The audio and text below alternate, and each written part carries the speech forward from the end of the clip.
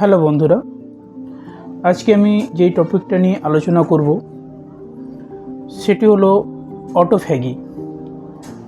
এই অটোফ্যাগি জিনিসটা কি সেইটা সম্বন্ধে একটা বিস্তারিত আলোচনা করব। ভাবো তো, তুমি কিছু না খেয়ে আছো, ধরো 10 ঘন্টা, 12 ঘন্টা, হয়তো 16 ঘন্টা। তোমার কি মনে হয় তখন শরীর দুর্বল হয়ে যাচ্ছে? না, আসলে ঠিক তখনই তোমার শরীর একটা গোপন কাজ শুরু করে, যা তোমাকে বাঁচিয়ে রাখে।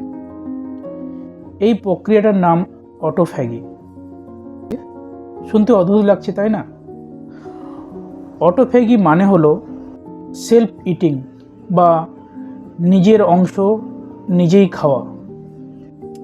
কিন্তু ভয় পাওয়ার কিছু নেই, এটা কোনো খারাপ জিনিস না, বরং এটা তোমার শরীরের ক্লিনিং সিস্টেম।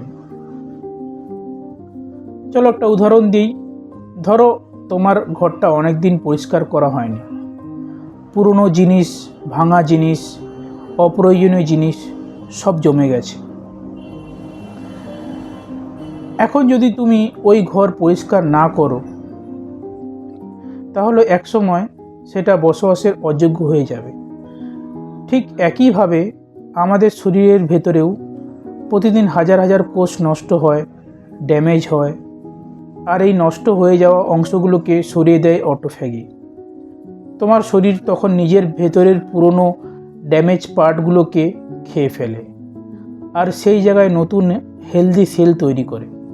মানে তোমার শরীর নিজেই নিজেকে রিপেয়ার করছে। এখন প্রশ্ন হলো, এই প্রসেসটা কখন শুরু হয়? সবচেয়ে ইন্টারেস্টিং পার্ট এখানে। অটোফ্যাগি সবচেয়ে বেশি অ্যাক্টিভ হয় যখন তুমি না খেয়ে থাকো, মানে ফাস্টিং করলে। যখন তুমি খাবার খাও না কয়েক ঘন্টা, তখন শরীর ভাবে এনার্জি কম, এখন কি করব।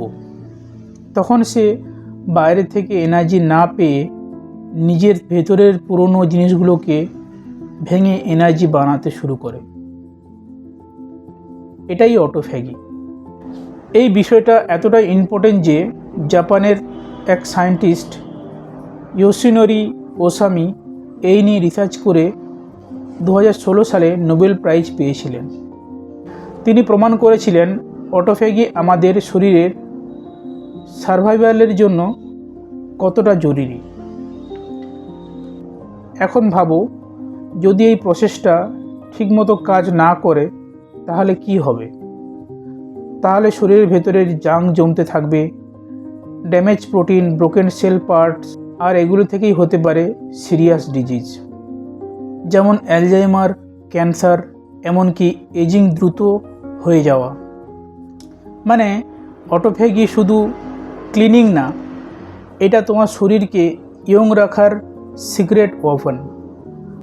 আরও একটা ইন্টারেস্টিং কথা বলি, অনেক মানুষ এখন ইন্টারমিটেন্ট ফাস্টিং করে, শুধু ওয়েট লস করার জন্য না, বরং এই অটোফ্যাগি অ্যাক্টিভ করার জন্য। কারণ যখন তুমি 14 থেকে 16 ঘন্টা না খেয়ে থাকবে, তখন এই প্রসেস অনেক বেশি অ্যাক্টিভ হয়। কিন্তু একটা গুরুত্বপূর্ণ কথা, অটোফ্যাগি ভালো, কিন্তু অতিরিক্ত ফাস্টিং বা ভুলভাবে না খেয়ে থাকা এটা ডেঞ্জারাস হতে পারে। তাই ব্লাইন্ডলি ফলো করা ঠিক না, নিজের শরীর অনুযায়ী ব্যালেন্স রাখতে হবে। শেষে একটা সিম্পল ওয়েতে বুঝে নাও, অটোফ্যাগি হলো তোমার শরীরের self cleaning plus self repairing system, যা তোমার ভেতরের গার্বেজ রিমুভ করে আর তোমাকে হেলদি রাখে। তাই নেক্সট টাইম তুমি যদি একটু ক্ষুধার্ত থাকো, ভাবো না তুমি শুধু না খেয়ে আছো, ভাবো তোমার শরীর ভেতরে ভেতরে নিজেকে রিপেয়ার করছে। তুমি কি জানো তোমার শরীরের ভেতরে এমন আরও কতগুলো সিক্রেট প্রসেস চলছে? কমেন্ট করে বলো, আর আমি পরের ভিডিওতে সেটা নিয়ে এক্সপ্লেন করব। থ্যাংক ইউ, ধন্যবাদ। এখানে আমি ভিডিওটি শেষ করছি। এবং কমেন্ট করতে ভুলবেন না এবং পারলে চ্যানেলটি সাবস্ক্রাইব করে দেবেন।